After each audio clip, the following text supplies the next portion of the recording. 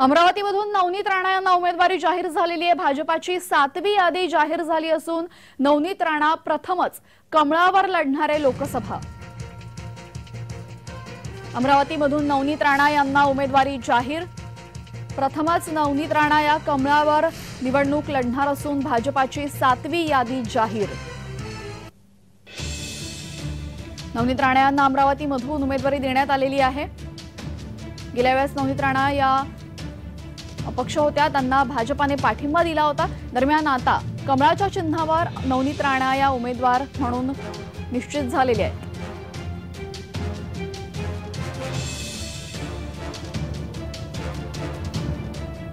अमरावतीची जागा शिंदेंकडून भाजपाने मिळवली असल्याने इथे आता भाजपा विरुद्ध काँग्रेस अशी लढाई होणार आहे। पाहूयात